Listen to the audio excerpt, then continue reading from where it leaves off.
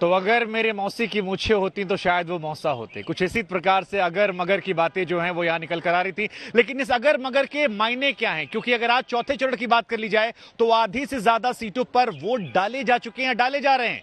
ऐसे में बीच चुनाव में ये बयान, इसके संदेश और संकेत क्या है, ये भी समझना दिलचस्प होगा। लेकिन हमारे तीन सहयोगी एक बार फिर हमारे साथ जुड़ रहे हैं। हिमांशु मिश्रा उन्नाव से, अभिषेक मिश्रा रायबरेली और श्रेया चटर्जी बांदा से। और अभिषेक, शुरुआत मैं आपसे करूंगा, इसी बयान से करूंगा जो प्रियंका गांधी अभी दे रही थी, क्योंकि कहा जा रहा है कि रायबरेली में गांधी परिवार की साख जो है, प्रतिष्ठा जो है, वो दांव पर लगी हुई है। इन 59 सीटों पर केवल 2 सीटें जीती थी और वो दोनों भी बीजेपी में चले गए। ये इस बयान के मायने क्या है और रायबरेली फिलहाल क्या संदेश संकेत दे रही है?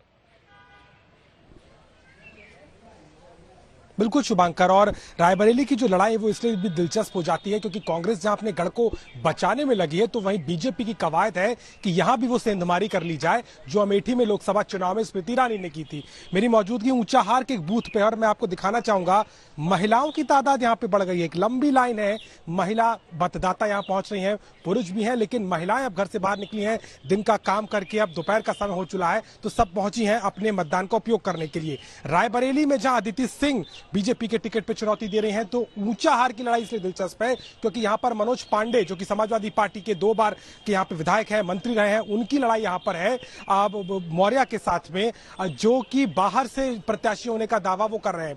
यानी कि रायबरेली, ऊंचाहार और अन्य जो सीटें हैं ये बहुत दिलचस्प होने वाली हैं शुभांकर, क्योंकि कांग्रेस पार्टी की नेता प्रियंका गांधी वाड्रा को लगता है कि जो बदलाव की राजनीति वो उत्तर प्रदेश में कर रही हैं उसका सीधा फायदा कांग्रेस को मिलेगा, जिसको लेकर के वो आश्वस्त है और कम से कम अपना गढ़ तो बचा ही पाएंगे। लेकिन इतना आसान नहीं होगा। अदिति सिंह लगातार मुखर होकर के अपने दावे कर रही हैं, कहीं 1 लाख से ज्यादा उनका मार्जिन होगा, उनके परिवार, उनके बिल्कुल। हालांकि यहाँ पर जातिगत चुनाव जो है वो काफी हद तक है और ये कहा जा रहा है कि कुछ ही सीटें हैं जहां कांग्रेस से डायरेक्ट लड़ाई है, वरना सपा भाजपा में लड़ाई है। क्या होगा 10 मार्च को पता चलेगा। लेकिन श्रेया चटर्जी हमारे साथ बांदा से हैं। श्रेया, बांदा में आप मौजूद हैं, तकरीबन 37% वोट वहां पड़ा 1 बजे तक। लखनऊ में गर्मी बहुत ज्यादा है, वहां क्या तापमान है सियासत की अगर बात की जाए? देखिए, सियासत की तापमान यहाँ पे भी उतना ही है जहाँ लखनऊ में है। 4 सीट में यहाँ पे चुनाव हो रही है। बबेरू, नारायणी, तिंदवारा और बांदा नगर, इन 4 सीटों में आज चुनाव है बांदा डिस्ट्रिक्ट में।